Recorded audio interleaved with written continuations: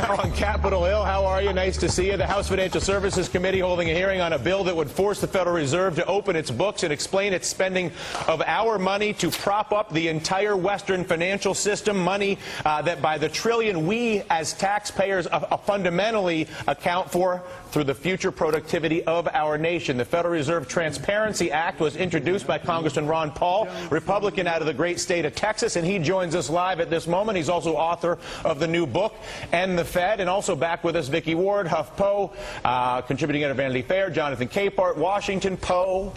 See, that's a way of WAPO. Thank you. I'm learning. But let us obviously start with Congressman Paul. Congressman, where does your legislation stand right now?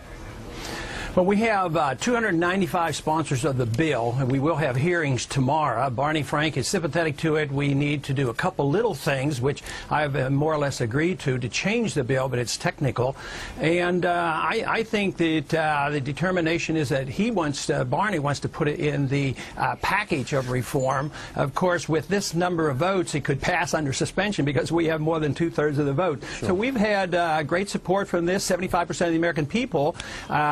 I'm amazed that they even know about the Fed, but there are more people getting to know it, and they support this auditing, so that's pretty good. Yeah, I think when people watched the banks take in so much support, and then when they understand that the Federal Reserve is accounting for half of the buying of all government bonds in the second quarter, most of the mortgage financing in this country really is supplied through the Federal Reserve. The taxpayer, through its support of the Federal Reserve, is basically keeping the entire global economy intact. No reason not. We could debate whether that's a good idea or not, but at the very least, we should understand, as the banks pay themselves all this money, Congressman, what it is they're giving us as collateral, that goodwill garbage bag. I want you to comment, if you could, on an op-ed written in the Wall Street Journal last Friday by Matt Winkler, who was my first boss, and more importantly is the editor-in-chief at Bloomberg News, going to join us tomorrow. He currently has a lawsuit against the Federal Reserve demanding the disclosure to the people, to the press. I support that lawsuit, by the way, for obvious reasons. I'm going to read this to you. Give me your thoughts.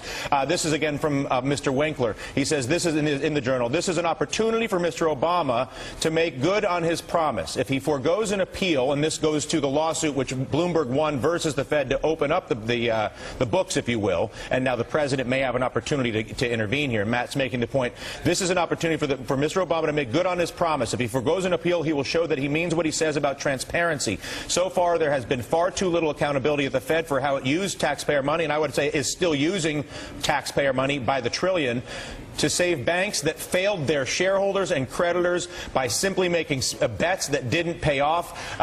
Your thoughts on Mr. Winkler's lawsuit, Bloomberg's lawsuit, and the rest of us that would support his lawsuit, not only myself but many others?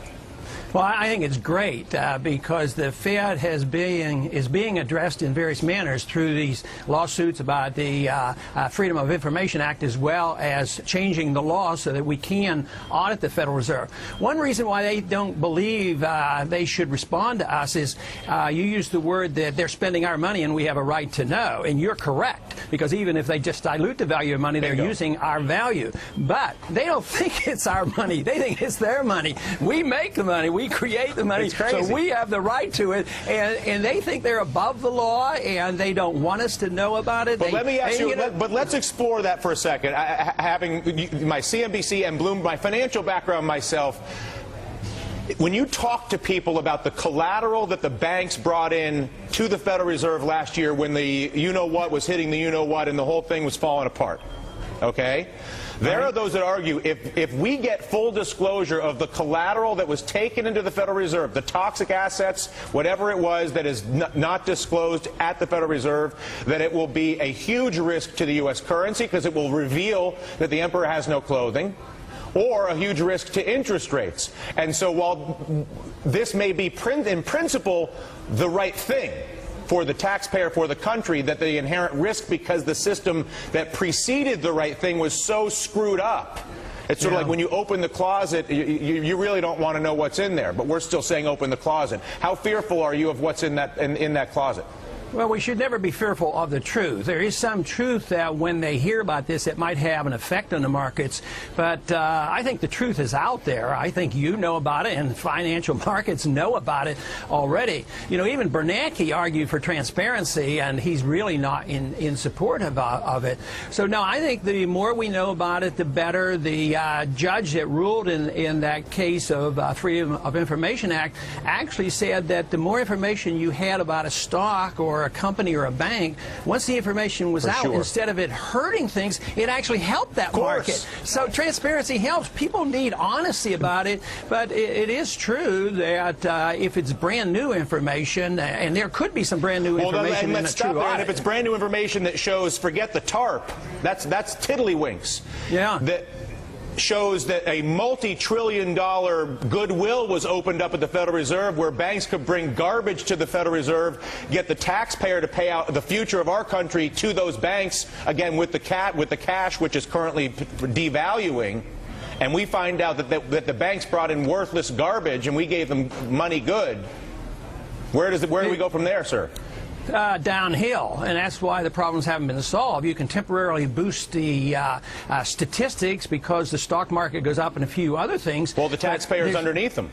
Yeah, the taxpayers suffer. I mean, unemployment rate, they say, well, unemployment's a lagging indicator. Well, if you're unemployed, what do you care about what the government calls it? And under accurate measurements, the real unemployment is probably closer to 20% if you add up everybody. So we're in deep recession, if not depression, and all we're doing is perpetuating these bad assets, the worthless assets. You know, they called them illiquid assets. That meant they were worthless, so the taxpayers got stuck with them. Right. And that means we didn't liquidate them. We need to get them off the books. We need the bad debt off the books and all the malinvestment out of the way. Then we can go back to work. But prolonging the agony will just make this problem last that much longer. Understood. Congressman, we're out of time. I thank you. The more you can represent the taxpayer relative to the banks or any other special interest, the same way they represent themselves to our politicians, with aggression and certainty for what is right. We appreciate that. Thank you, Congressman Paul. Contessa, what else is going on in the world?